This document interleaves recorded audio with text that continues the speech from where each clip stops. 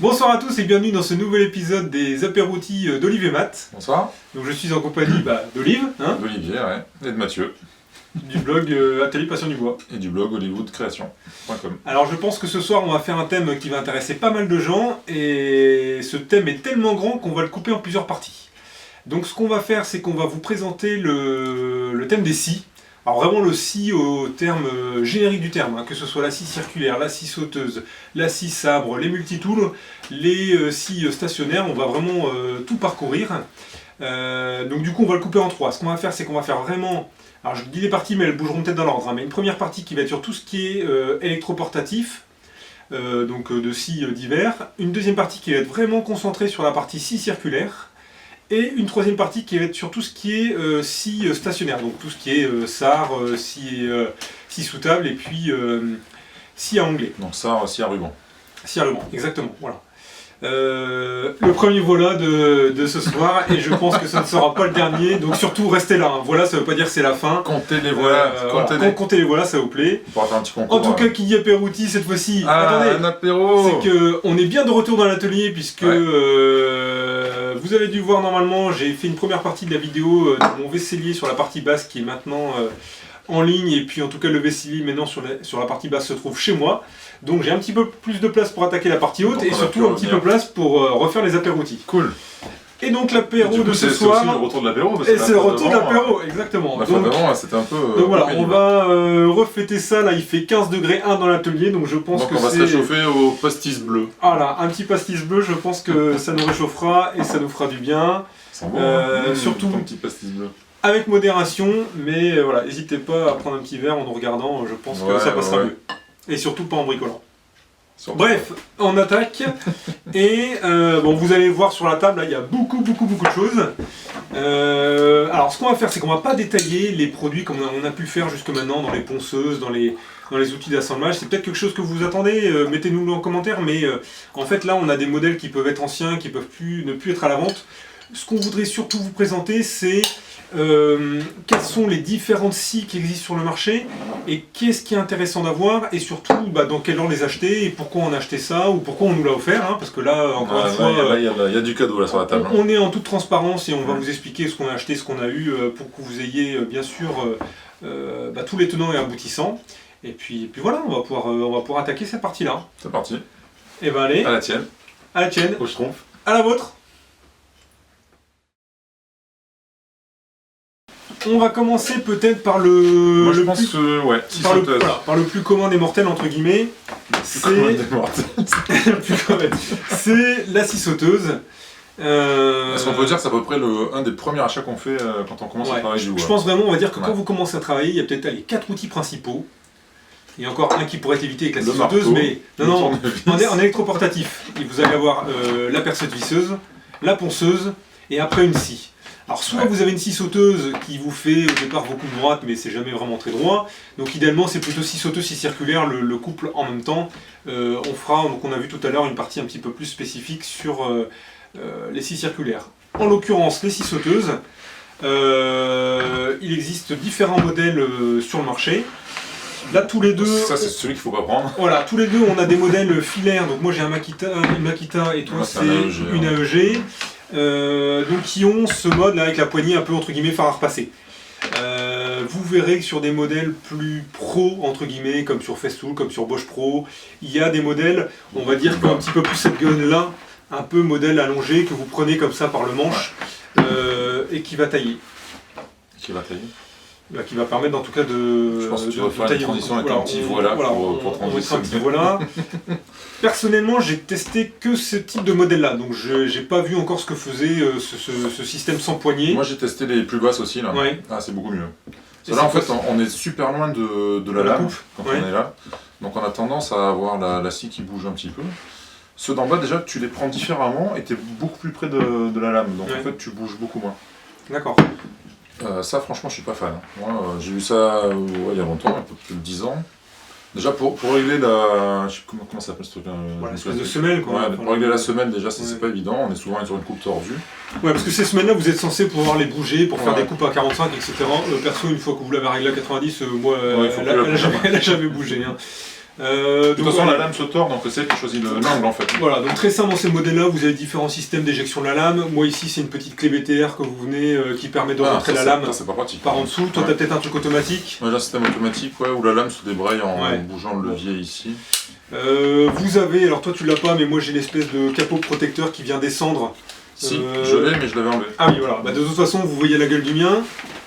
Il est tellement encrassé par les copeaux qu'au final, je le descends jamais parce que sinon je ne vois plus rien. C'est ça l'inconvénient, c'est qu'on voit plus où on est en fait. Exactement.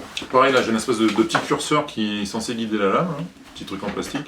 Mais ça empêche de voir où on est, donc c'est pas top.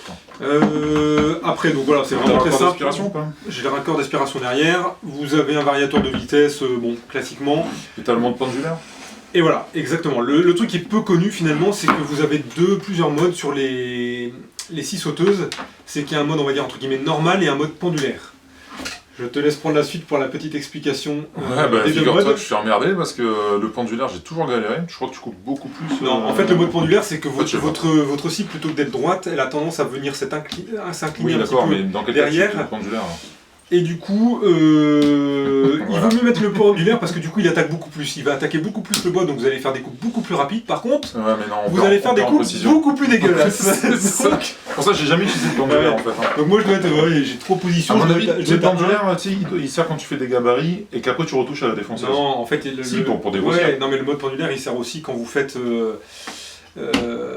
Quand vous avez votre gros plateau de bois que vous avez récupéré, enfin votre gros plateau, votre morceau de tronc d'arbre entre guillemets, et que vous devez faire vos premiers débits, et que vous les faites à la scie sauteuse parce que par exemple votre scie circulaire a une lame trop courte, pour dégrossir. Pour dégrossir, vous le faites ça avec vraiment le mode pendulaire pour pouvoir attaquer. Et vraiment là la différence. Par contre, je pense qu'il vaut mieux éviter de prendre des virages avec le mode pendulaire. Donc après, au niveau des lames, il y a des lames à bois, il y a des lames pour le métal, il y a des lames spécifiques pour couper du PVC, du plexi, donc les espèces de, comment ça s'appelle là, les trucs en toit qui sont en polycarbonate. Polycarbonate, vous pouvez couper ça avec ça.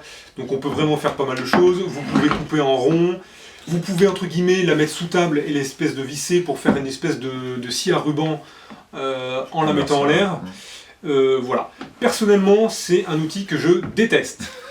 Pourquoi ? Parce que pour moi, une scie sauteuse, ça fait toujours des coupes dégueulasses avec des éclats partout. Je déteste ça. C'est pour dégrossir. Ouais, mais des fois tu veux faire juste un trou, enfin tu as fait une scie cloche ou ragrandir le trou, et vous pouvez jamais laisser un trou qui était fait à la scie sauteuse apparent. En tout cas, j'ai jamais vu, et je suis sûr que même si tu prends une scie sauteuse Festool à 500 €, tu n'auras jamais une coupe impeccable. Alors après, il y a peut-être des super lames qui sont hyper fines, etc. Mais pour moi, ça fait toujours un travail. Donc surtout, on met la planche à l'envers parce que les éclats vont se faire par le haut. Après, il y a des lames effectivement qui sont avec les dents inversées, donc ça faut vraiment vous fassiez la différence dans les lames, celles où vous avez entre guillemets la belle coupe sous le dessous ou la belle coupe sur le dessus. Il vaut mieux l'avoir sur le dessus tant qu'à faire, au moins on voit où on est. Voilà. Donc c'est très bien pour commencer parce que c'est des trucs qui valent vraiment pas cher pour une cinquantaine d'euros. Allez, vous avez votre petite scie sauteuse Ryobi et vous pouvez avancer. Et si vous n'avez pas de scie circulaire, vous prenez un pinceau que vous attachez avec 2 serre-joints sur la pièce que vous devez couper. Vous venez caler votre semelle le long de ce tasseau et comme ça vous êtes sûr d'avancer droit. Mais la lame elle va se tordre donc ça fera quand même une donc la lame elle va se tordre donc mais je veux dire on peut démarrer comme ça, il n'y a pas de pour faire des premiers, enfin voilà, vous voulez démarrer dans le bricolage, vous voulez par exemple aller une table basse en palette et vous voulez couper vos trucs avec ça, voilà, vous prenez scie sauteuse, ça vous fait tout. Donc allez, ça c'est vraiment le premier outil de base à acheter, on va dire, pour un bricoleur. Si vous avez la scie sauteuse, la ponceuse et la perceuse visseuse, avec ça vous faites déjà énormément de choses. Positif couple, quasiment que ça. Voilà, exactement. Il fait tout avec ça. Tu mettras un lien. Alors, après ces outils-là, on zappe. Les scies circulaires, on l'a dit, ça fera la deuxième partie, donc on en parlera spécifiquement après. Tu veux qu'on parle des multitools ? Ouais, on va peut-être parler des multitools. Et là, on en a 2, on va pouvoir comparer. Voilà, petite introduction, c'est que les multitools, c'est quelque chose qu'on ne connaissait pas il y a 5 ans. Enfin, moi, c'est... en tout cas, il y avait peut-être Fein qui existait déjà. Il y a 5 ans, il n'y avait que Fein, mais on n'en parlait vraiment pas. Et maintenant, tout le monde s'y met, ouais. Il y a quelques temps encore, je pensais que c'était vraiment l'outil... alors ça, c'est vous rénovez une maison dans l'ancien, c'est canon, parce que vous pouvez derrière découper du carrelage, faire du racloir, faire un peu de ponçage, faire un peu de découpe dans une vieille plainte. C'est canon. Et je me suis dit, finalement, bah oui, ça c'est très bien pour restaurer une baraque, mais comment on peut s'en servir finalement dans le travail du bois ? Et ben finalement, la première fois que je m'en suis servi, c'est pour construire cet atelier où j'avais besoin d'affiner certaines petites découpes en haut de l'échelle à 3 mètres de haut avec l'outil au bout de la main. Et ben j'étais bien content d'avoir ce petit outil pour finir mes petites découpes d'OSB pour les parois de l'atelier.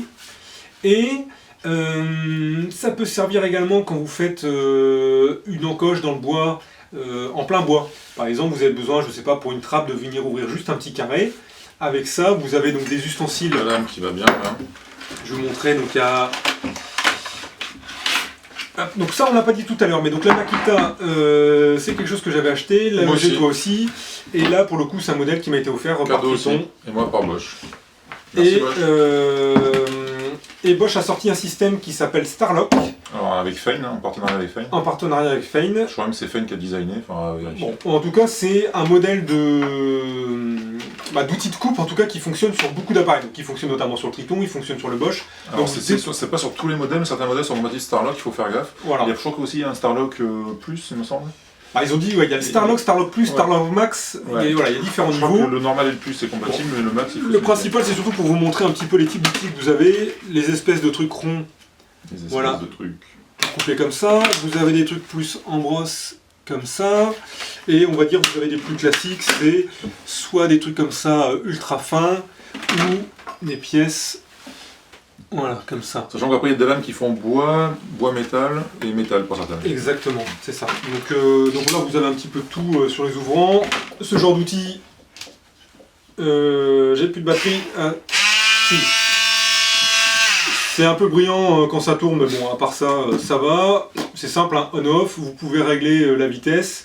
Et puis derrière, vous avez votre embout. Alors pour le coup, pour le Triton qui est vissé avec une clé BTR. Ouais, ça c'est un détail important, c'est que en fait, c'est la façon dont on met l'outil, qui est plus ou moins rapide. Sur le Triton, il y a une clé BTR à visser, dévisser. Alors que le système Starlock, il suffit de le clipser dessus. Et là c'est réglé. Donc il y a une petite différence, c'est qu'au niveau des outils, donc sur le Triton là, elles sont ouvertes alors qu'elles sont complètes sur le Starlock. Ouais. Du coup, moi sur le Triton qui doit se serrer avec une clé BTR, finalement j'ai juste à glisser ça et resserrer ma clé, c'est pas trop pénible. Quand je veux mettre les embouts Starlock, je suis obligé de complètement desserrer mon truc BTR pour pouvoir mettre ça. Donc là c'est un petit peu plus gênant. Tu peux aussi le mettre de biais l'outil ou pas là? La lame, tu peux la mettre de biais ou t'es forcément... Non, je peux la mettre dans tous les sens, on peut la faire roter là tout autour de l'outil. Roter pour rotation, hein, pas pour... Ouais, pas pour... voilà. Donc voilà, outil très pratique, mais c'est vrai que finalement il y a quand même plus d'utilité dans... là je l'avais prêté à un copain qui devait refaire sa porte de la vaisselle qui était encastrée dans sa cuisine, et pour découper sa plainte, du coup nickel. Un copain pareil qui voulait refaire une prise au-dessus d'une plainte, on veut juste faire une petite découpe impeccable avec ça, et vous n'avez pas la scie sauteuse qui vous arrondit en truc dégueulasse. Ça fait quand même des coupes assez propres, hein. J'étais étonné, c'est plutôt pas mal. C'est pour quand tu installes le parquet en rénovation. Oui. Alors, je suis pas fan, hein, pour couper le bâti de porte en fait, pour placer le plancher dessous. C'est ça. Bon, en fait la lame on vient la glisser sur le parquet, et on vient attaquer le bâti de porte avec. Bon, je suis pas trop fan de ce système de couper la porte, mais c'est souvent ce qu'on fait avec ce genre d'outil. Voilà. Donc toi pour le coup, moi il est sans fil, toi il est en filaire. Moi il est filaire, ouais. Par contre ce qu'il y a de bien c'est qu'il a l'éclairage LED. Ça permet de voir où on est aussi. Alors après effectivement j'aurais préféré sans fil, mais à l'époque il n'existait pas en sans fil. Donc là c'est le modèle GOP 4030. C'est pas le plus gros de chez Bosch, mais c'est de la gamme intermédiaire, donc il est moins lourd, il a l'éclairage LED, alors que le modèle au-dessus était quand même beaucoup plus lourd. Ouais, c'est quand même assez lourd. Hein. Ouais, c'est quand même assez lourd, mais bon. Il est quand même assez puissant, hein, c'est un 400 watts. Alors pour être franc, je ne suis pas trop servi pour l'instant. Mais pour l'instant, le peu que j'ai fait avec, il rend bien, il fait vraiment bien le boulot. Donc ça vraiment, c'est si vous rénovez une maison, vous pouvez en prendre un les yeux fermés entre guillemets, ça va vous servir pour péter un vieux carrelage, pour effectivement faire un parquet, truc comme ça. Si vous démarrez le bricolage, ça sert à rien, n'achetez-le pas. Enfin, plus tard. C'est plutôt, il vous a servi pour votre maison, vous allez derrière lui trouver des applications pour le bricolage, mais c'est pas dans le sens inverse. Donc c'est plus dans ce sens-là. Voilà pour le deuxième type d'outil. Le troisième type d'outil qu'on va pouvoir trouver sur le marché, c'est ce qu'on appelle les scie sabres. Très bruyant. Donc là, un modèle Triton qui m'avait été offert également, qui s'appelle en anglais, donc vous allez surtout retrouver, c'est Reciprocating Saw.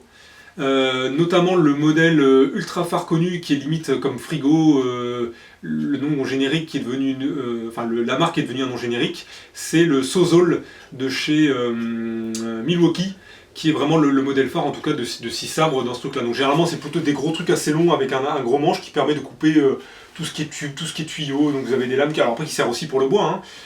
Vous allez voir notamment beaucoup de gens qui utilisent ça pour couper des palettes, parce qu'en même temps ils mettent des lames multi-matériaux et qui viennent se glisser entre les lames, et du coup ils vont couper en même temps le bois et en même temps les clous, et ça va pas les gêner. Donc voilà. Moi ce modèle-là, j'en ai jamais été très satisfait au niveau de la coupe, alors peut-être que c'est lié alors soit à un manque de puissance parce que c'est du 12 volts donc c'est un petit peu mou, ou à la qualité des lames de base. Donc voilà, donc pour le coup je m'en suis jamais servi. C'est pas non plus un outil où il y a une grosse précision à attendre. Hein. Non, pour moi c'est vraiment, enfin faut vraiment le voir, la grosse scie simple, c'est vraiment vous coupez, enfin limite on peut couper du profil acier, hein, du tube ou des trucs en PVC. Vous pouvez regarder par exemple des vidéos de Chucky 2009, donc 2009 sur YouTube, qui fait que des trucs de métal, de soudure, etc., qui utilise vachement cet outil-là, lui, pour toutes ses découpes. Donc il y a vraiment, voilà, il y a des trucs intéressants. Perso, moi, dans l'atelier bois tous les jours, ça me sert jamais. Voilà. C'est dit. Non mais c'est vrai, là, on est vraiment en train de vous dire qu'est-ce qui est intéressant d'avoir pour démarrer ou autre. Et même si vous faites beaucoup de trucs, voilà, perso, dans le travail pour faire des meubles et autres, ça m'a jamais servi. Non, c'est bien pour couper des branches dans le jardin aussi. Ouais, non, c'est quand même... Enfin, il existe des scies sabres qui sont faites plus pour ça, mais là, en l'occurrence, c'est pas le cas. Et même pour couper juste un tasseau ou un truc, c'est quand même pas, c'est pas dingo. Moi, c'est du dépannage. Là, par exemple, t'es à l'extérieur, t'as rien d'autre. Oui, donc voilà. T'as trouvé une palette dans la rue, tu veux la désosser, et voilà. Par exemple, mais après, est-ce que la batterie, je suis sûr que j'arrive pas à couper une palette avec la batterie. Enfin, en l'occurrence, pour ce modèle-là. Ouais. Donc voilà. Les scies sabres. Donc on a vu les scies sauteuses, les multitools, les scies sabres. On passe sur du vraiment plus spécifique encore. On va passer du plus spécifique, et en l'occurrence plus spécifique métal. Donc avec ça, je vous l'avais présenté moi dans une petite vidéo sur Atelier Passion du Bois pour tout ce qui était outils pour la découpe des profilés acier. Donc c'est une scie à ruban pour couper le métal. Donc pour le coup qu'on peut mettre à un moment fixe dans un étau pour pouvoir venir couper des profilés ou en tout cas des plaques de métal ou tout ce que vous voulez. Hein.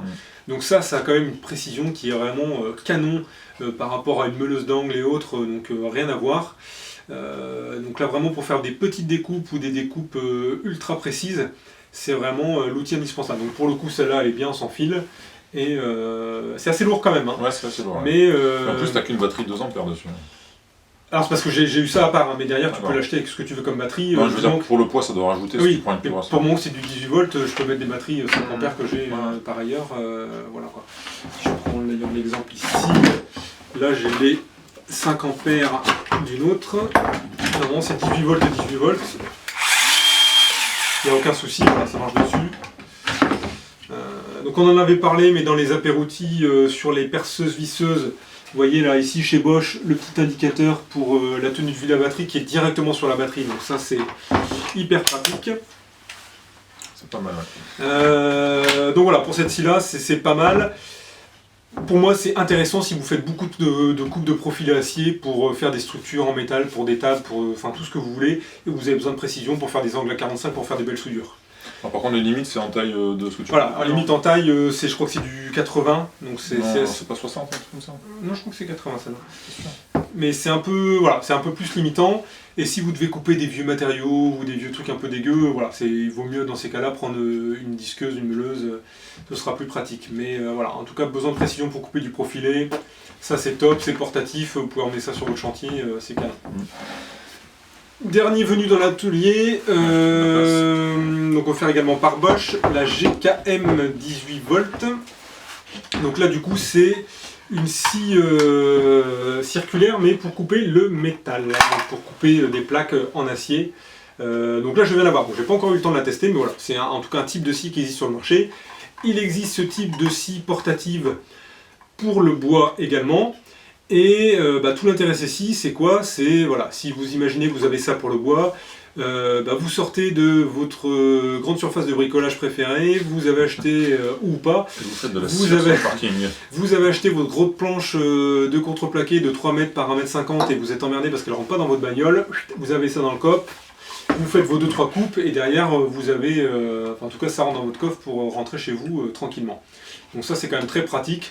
Pareil, Odile l'a dit tout à l'heure, si vous êtes amateur de palettes pour des constructions hautes, vous passez dans la rue, il y a une palette, elle ne rentre pas dans la bagnole, allez 2-3 coups de coupe dessus et vous avez votre palette impeccable. Là pour le coup, celle-là c'est du 5 ampères, donc vous avez largement de quoi faire votre palette et plus. Donc du coup c'est super pratique. Je pense qu'on a fait le tour un petit peu donc, de tout ce qui était en scie, on va dire, électroportative sur le marché. Donc on reprend les scies sauteuses qui sont entre guillemets indispensables si vous commencez à faire le bois pour pouvoir faire des coupes arrondies ou autres. C'est sûr que si vous faites que de la coupe droite pour mettre des planches dans un dressing, vous pouvez prendre une scie circulaire, ce sera très bien. Les multitools qui sont très intéressants si vous faites de la rénovation de maison ou autre. Derrière vous pourrez leur trouver une application dans le bois. Pour moi, moins l'inverse de dire je l'achète pour le bois et puis ça me sert après. Donc je pense qu'il vaut mieux le faire dans ce sens-là. Ensuite, vous avez les scies sabres qui, pareil, hein, si vous faites du travail du bois pour faire du meuble ou autre, lui il va se taire, ça va m'agacer. Donc voilà, ça va pas vous servir beaucoup. Ensuite, on a des outils qui sont vraiment plus dédiés à la découpe du métal et qui sont très intéressants. Donc la scie à ruban portative, là si vous commencez à faire vraiment beaucoup de découpes de profilés acier, de ce genre de choses, plutôt qu'une meuleuse, vous aurez 1000 fois plus de précision avec ça, donc ça c'est très intéressant. Et après, si vous commencez à couper des plaques de métal pour faire, je sais pas moi, par exemple j'avais fait mon meuble télé avec des tiroirs en métal, vous pouvez couper des plaques comme ça de plusieurs millimètres avec ce type d'outil. Et si vous les avez en version bois, le côté hyper pratique de, entre guillemets, toujours laisser ça dans son coffre, et quand vous faites vos achats en magasin ou vous trouvez un truc en bois dans la rue et qui est trop grand pour rentrer dans votre coffre, allez hop, 2-3 coupes et puis c'est parti, ça rentre dans la voiture. Donc c'est sûr que tout ce qui est outils sans fil ont quand même apporté un gain pour tous ces aspects-là par rapport au truc filaire. Si demain je devais racheter une scie sauteuse, est-ce que je serais vraiment regardant sur filaire, non filaire ou pas? Je pense pas. À la limite, dans ces cas-là, vu que c'est dans l'atelier, je préfère au contraire avoir du filaire pour être sûr de ne pas être emmerdé par une batterie qui soit en rade ou autre. Après, si vous avez plusieurs outils de la marque, entre guillemets, vous avez toujours une batterie qui est chargée, donc vous êtes moins sensible à ce genre de truc. Typiquement, les multitools, c'est peut-être plus l'outil où là, ça a un intérêt de l'avoir en sans fil. Ouais, je pense, Parce que quand vous êtes en chantier ou autre, dans une maison que vous rénovez, où il n'y a peut-être pas forcément le courant, ou vous êtes à l'extérieur, là ça porte tout son intérêt. Alors, par contre, il y a un avantage chez Bosch, c'est que, celle-là n'est pas sans fil, mais ils ont mis un câble de rallonge hyper long. Ah oui. Donc ça c'est bien, parce que souvent c'est court, et donc ça oblige une rallonge. Ouais. Là le câble il doit faire 4-5 mètres je pense dans ces eaux-là. Donc c'est plutôt pratique. Ouais. Mais bon, ça vaut pas un sans fil je pense pour ce genre d'outil. Et ben voilà. Hein, un de plus. Hein. Donc on a vu tous les outils, on va dire électroportatifs. Pendant que tu parles, je me resserre. Tu veux un petit peu là. Allez, vas-y, je vais le prendre après. On va faire un focus particulier sur les scies circulaires, qui est vraiment l'outil indispensable de tout bricoleur. On n'a pas 50 modèles, hein. J'espère qu'on ne déçoit pas des gens là, pas vous présenter chacun un modèle unitairement. Non, là on a acheté tout de suite le même. Il existe tellement de modèles sur le marché que de toute façon vous allez toujours trouver, il y a des aficionados de chacune des marques, donc voilà. On va quand même vous présenter la Festool TS55 qui est le modèle phare, on va dire, des scies plongeantes. Même si elle a beaucoup de concurrents qui peuvent être bien mieux en fonction de certains, mais voilà. En tout cas c'est le modèle phare, et puis après derrière un modèle Triton. Oui, ça clash un peu, mais c'est pas grave. En tout cas, ce qui est hyper important, voilà, c'est que la scie circulaire, c'est vraiment l'outil qui va vous permettre de faire quasiment toutes vos coupes. Alors des coupes droites, hein, bien sûr, vous n'allez pas pouvoir faire un truc en arc de cercle avec une scie circulaire, ça va être compliqué. Bien que certains puissent le faire, voire même tourner du bois avec une scie circulaire, mais ça, après, regarder des vidéos un petit peu d'américains, un petit peu fous qui n'ont pas peur des kickbacks, mais bon, soit. Bref, je vais commencer peut-être par aller rapidement le modèle Triton. Voilà, c'est fait. C'est la Festool. Donc modèle qui m'a été offert. Ce qui m'a intéressé dans ce modèle-là, c'est qu'il avait... donc celle-là, c'est la TA184 CSL. L'intérêt de celle-là pour moi, c'est qu'elle avait une plus grande profondeur de coupe que la TS55, puisque je crois qu'ici on est quasiment à 70 cm de profondeur, 70 mm de profondeur. Donc voilà, donc là perso je m'en sers, elle a un petit laser pour vider. Je m'en sers vraiment quand j'ai des coupes à faire sur lesquelles celle-là est trop petite. Ou après pour couper de la palette, où je n'ai pas peur de couper dans un clou. Voilà. Voilà, c'est dit. Donc voilà pour ce modèle-là, qui fait, là pour le coup, énormément de bruit. Quand je ne vais pas la démarrer ici, si vous n'avez pas le casque, laissez tomber, vous êtes sourd dans les 5 minutes qui suivent. De toute façon, voilà, celle-là comme l'autre, on va dire peu importe. Ce qui est intéressant, c'est de vous montrer finalement quelles sont les spécificités d'une scie circulaire. Ce qui va nous intéresser plus particulièrement, c'est ce qu'on appelle les scies circulaires plongeantes. Pour moi, il faut essayer d'éviter tout ce qui est scie circulaire, on va dire classique, qui, quand vous coupez, naturellement, vous avez toute la hauteur de lame qui est sortie. Alors ça là, on pourrait croire qu'elle n'est pas plongeante, mais en fait, elle a une espèce de plongeante. Vous pouvez en fait lever un petit peu ici un accessoire et vous pouvez comme ça jouer avec la semelle. Et du coup, quand la semelle est levée, j'ai quasiment voilà, beaucoup ou pas beaucoup. Je sais pas si on le voit bien sur l'image là. Chut. Voilà, on voit j'ai plus ou moins de lame qui sort. Quelle simulation. Donc voilà, ça c'est généralement les petites scies circulaires que vous trouvez dans le commerce, c'est-à-dire qu'elles sont livrées comme ça, et naturellement quand vous coupez, toute la lame est sortie. Donc déjà pour des questions de sécu, c'est déjà dangereux, parce que quand vous coupez une planche qui fait 5 mm, quel est l'intérêt d'aller dépasser de 60 mm derrière? Voilà. Et surtout, ça défonce voilà, exactement. Aussi. Donc là maintenant on va parler de ce qu'on appelle les scies plongeantes. Donc il existe plein de modèles. Je vais vous parler ici du modèle Festool. Ils m'ont pas payé pour en parler puisque celle-là je l'ai bien acheté plein pot. Makita en fond, Bosch Pro en fond, Mafel qui est spécialisé plus tout ce qui est charpente en fond. Et à l'époque je m'étais même très fortement questionné entre la Mafel et la Festool puisque c'était entre guillemets vraiment sa concurrente particulière à l'époque. La Mafel avait un avantage à l'époque, c'est qu'elle tenait sur le rail. Voilà, c'est qu'elle avait son rail sur lequel était accroché avec un système, enfin pas d'élastique, mais sur lequel il y a un système de T en fait sur le rail qui fait que la scie vient se prendre dedans. Mais Festool l'a fait comme ça, où entre guillemets vous avez la scie en l'air et le rail est fixé dessus, et du coup vous pouvez venir à bout de bras. C'est plus pour l'achat. Alors, bien sûr, il existe des accidents, donc quand vous êtes à bout de bras, ce qui est important c'est d'avoir les deux mains sur la scie, et toujours les deux mains sur la scie. Bref. Pourquoi on appelle ça plongeant? Parce qu'on peut régler la profondeur de la lame. Donc ici, je vais sortir très peu ma lame, et je peux choisir, grâce à un petit curseur qui est juste là, très facilement de pouvoir sortir beaucoup plus la lame en fonction de la coupe que je peux faire. Donc ça, c'est un super pratique, ça veut dire que je peux faire une coupe en plein bois sans passer complètement à travers. Donc ça, c'est le premier intérêt.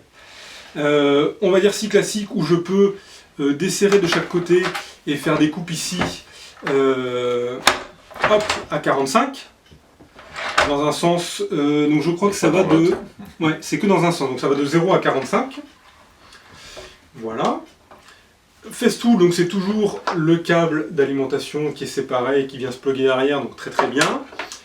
L'aspiration ici sur le côté. Alors, par rapport à l'aspiration, pour moi l'aspiration, alors je la trouvais calme au départ. Et je sais pas si ça a baissé ou si c'est plus fait gaffe, mais au final, je trouve que ça envoie la poussière. En tout cas, ce qu'il faut vraiment regarder, c'est que quand vous faites une coupe en plein bois, c'est-à-dire que si je prends ma planche et que je viens couper ici au milieu, là, la qualité d'aspiration va être vraiment très efficace. Si je veux venir couper juste une petite micro-rainure ici, de moins de l'épaisseur de ma lame ou de l'épaisseur de ma lame ou qu'un millimètre en dehors de ma lame, là, je vais envoyer la poussière à mort. Donc là, du coup, vous perdez vachement. Alors, il y a un accessoire que Festool fournit qui vient se mettre ici, en fait, pour augmenter l'aspiration quand tu es en bord de coupe.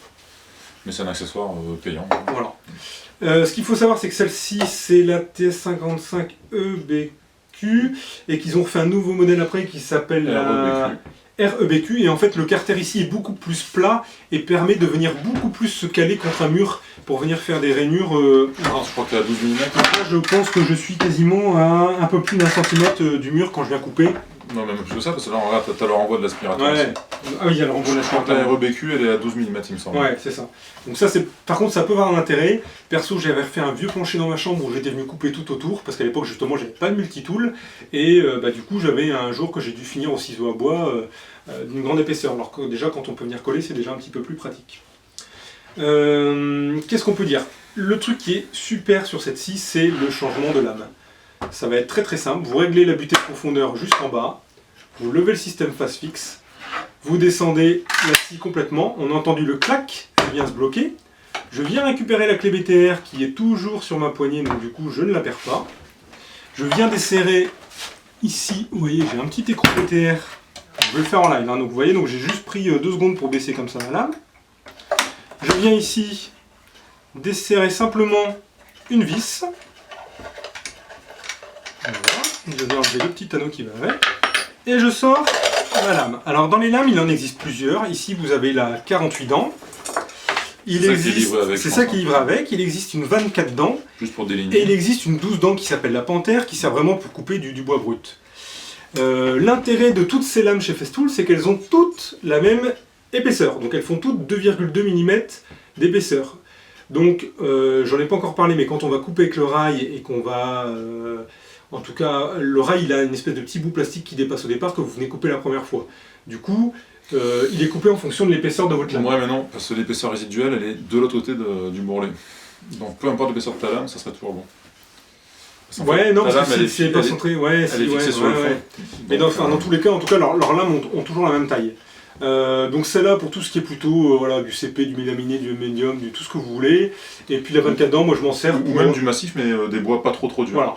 Et puis après moi celle-là je m'en sers pour couper vraiment plutôt du massif sur des grosses épaisseurs. Ouais. Ça donc, en fait, ça pour du pain c'est top.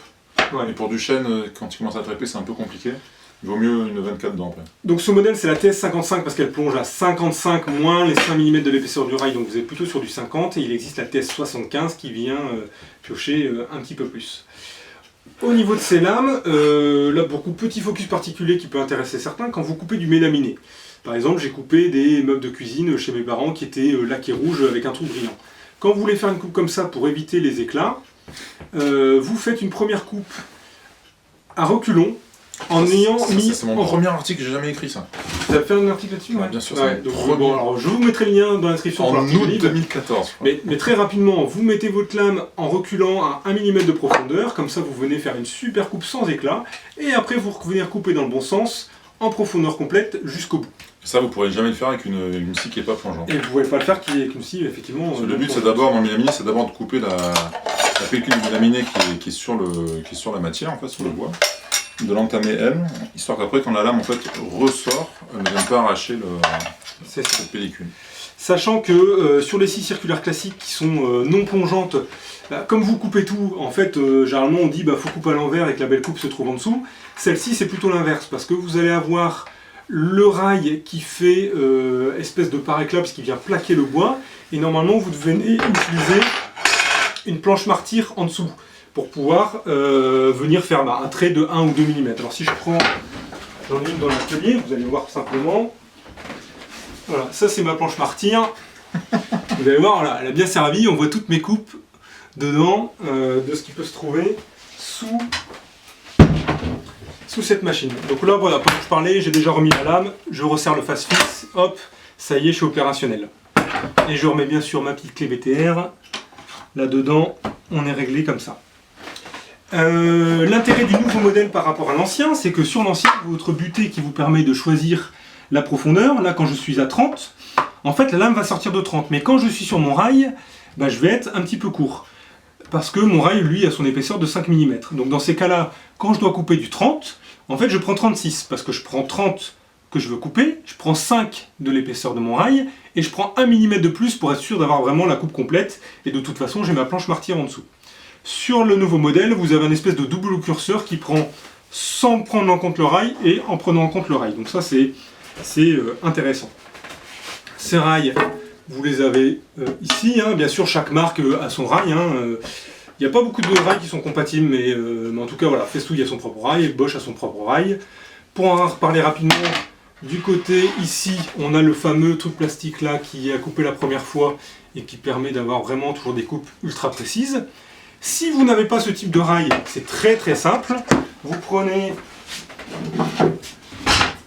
une longue planche de CP comme ça, vous prenez une deuxième planche de CP qui va venir sur le côté, et la première fois, vous allez venir couper votre planche du dessous. Alors moi elle est un peu courte, mais normalement vous allez couper votre planche du dessous, et vous savez que les prochaines fois, à partir du moment où vous remettez, vous allez toujours couper au même endroit. Et donc cette fameuse planche dans la longueur, vous allez pouvoir la fixer avec des serre-joints sur ce que vous voulez couper, et vous allez faire une coupe super droite, même si vous n'avez pas les rails qui sont vendus avec.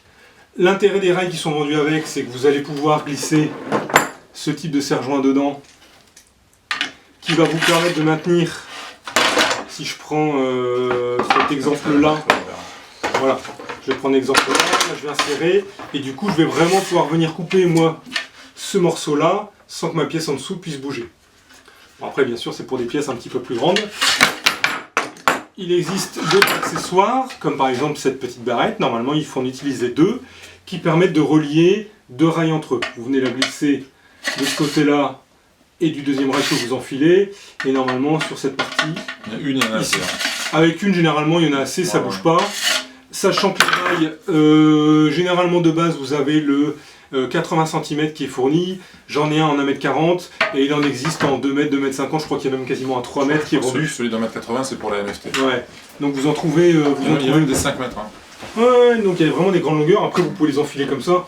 Moi perso, en 80 plus 140, ça me suffit très bien les deux, parce que derrière ça me fait donc du 2m60, et donc ça suffit pour couper une planche qui fait 2m50 de long. Ce qui est généralement les longueurs qu'on a maxi en tant que particulier. C'est quand même juste parce qu'il faut quand même que ton rail dépasse un peu la pièce à couper, ouais, devant et derrière. Enfin, franchement, j'ai jamais été embêté. Ça m'a jamais bloqué par rapport à ça. Un petit ustensile que j'ai pas encore évoqué, c'est qu'on a parlé du pare-éclat tout à l'heure. Il y a une espèce de deuxième petit pare-éclat qui peut venir se mettre ici. Perso, je l'utilise pas souvent. Et qui permet de venir refaire une butée spécifique sur la pièce qu'on vient couper, si jamais on voulait garder la planche qui sortait. Alors, en fait, moi ça je m'en sers souvent parce que comme la scie s'incline que d'un seul côté forcément, selon dans le sens où tu veux faire ta coupe à 45 degrés, parfois c'est pas forcément la planche du dessous qu'il faut conserver, mais plutôt la planche qui est côté, à droite de la scie. Donc pour éviter effectivement d'avoir une coupe avec des éclats, sachant que du côté gauche c'est le rail qui se charge avec son pare-éclat d'économiser, enfin de faire une belle coupe. Par contre côté droit il faut utiliser cet ustensile qui fait pare-éclat à ce niveau-là. C'est pas aussi propre qu'avec le rail forcément, mais ça rend bien service quoi. Je l'ai maintenant depuis quasiment 2011 je crois.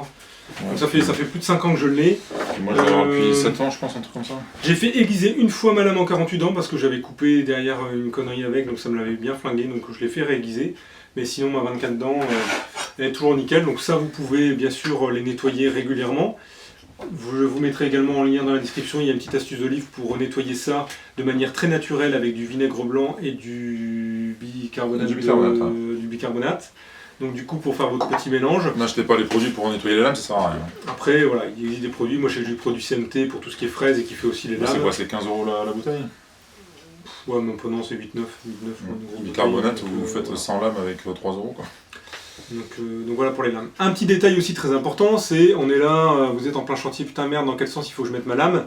Et c'est très simple.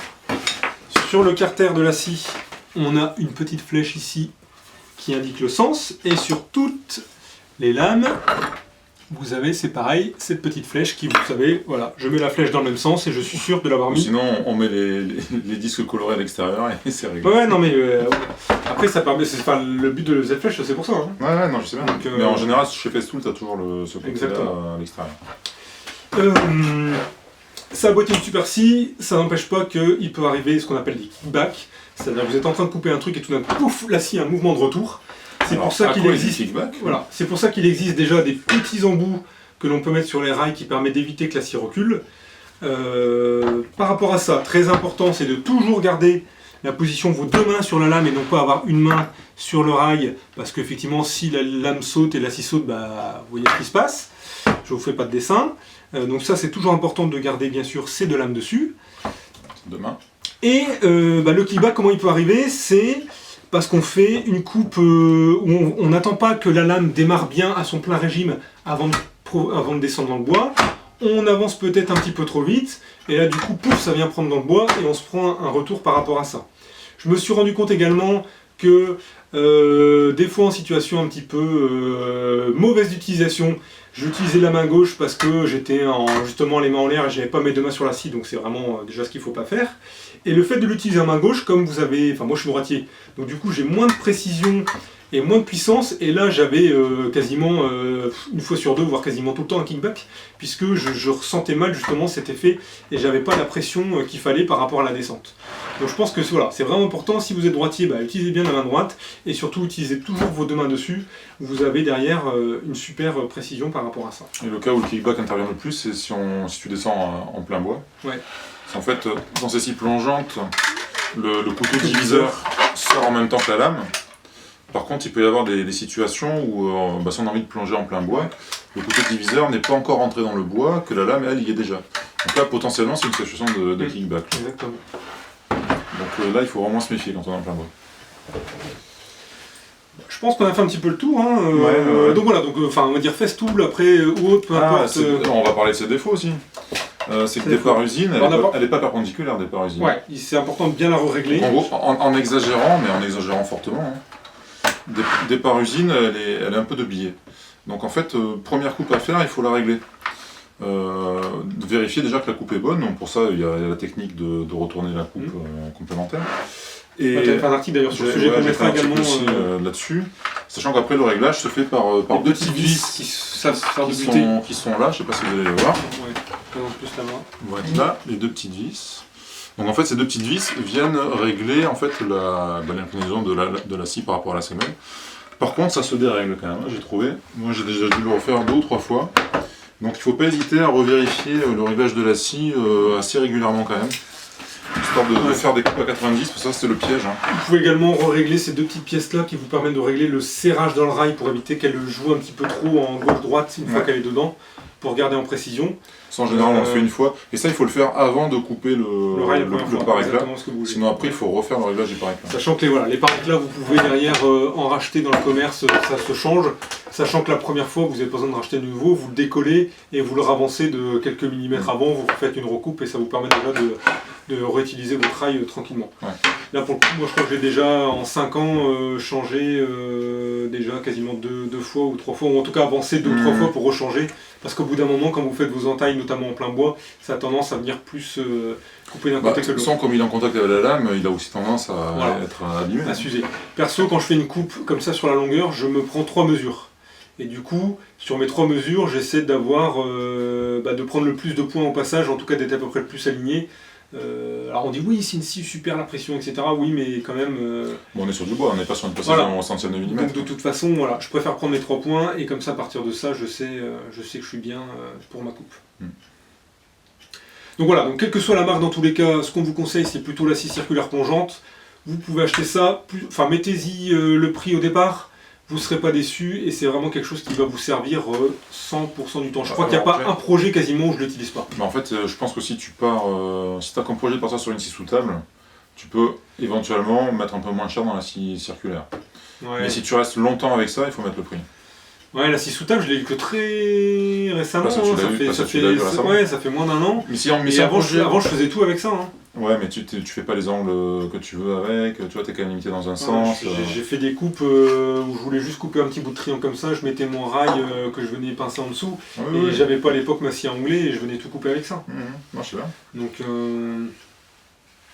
non, c'est vraiment l'outil indispensable à avoir quand vous commencez, et vraiment le conseil à faire, c'est prenez une scie plongeante. Après, je crois qu'il n'y a même pas de débat en fait. Donc, toutes les marques en font, Triton en font, et Kitty, qui est une vieille marque de machine-outils, en font aussi comme ça. Entre une plongeante et une non plongeante, il n'y a pas de débat, c'est plongeante. Voilà. De toute façon, oui, tout ce que vous faites avec une normale, vous pourrez le faire avec une plongeante. Par contre, l'inverse n'est pas vrai. Donc, voilà. Après, les plongeantes généralement sont un petit peu moins profondes. En même temps, c'est rarement qu'on coupe du 60 mm avec, quoi. Donc, puis après, il y a des techniques pour couper des plus. Oui, vous pouvez faire par retournement. Pour retourner. Il y a c'est plutôt pour refondre du bois où j'ai été limité par la profondeur. Mais sinon, pour couper après derrière, si vous coupez surtout du CP, du médium ou des planches de sapin, un truc comme ça, vous n'êtes pas embêté et ça roule nickel. Donc voilà. Ça faisait longtemps. Donc je crois qu'on a fini le tour sur les scies circulaires. Et on va pouvoir passer maintenant aux scies stationnaires. Donc sur les scies stationnaires, nous allons voir la scie à ruban, la scie sous table et surtout la scie à onglet électrique. Allez, c'est parti. Cette fois-ci, on va peut-être bouger un petit peu parce qu'on va vous montrer les machines une à une. Allez, c'est parti. Trop bien.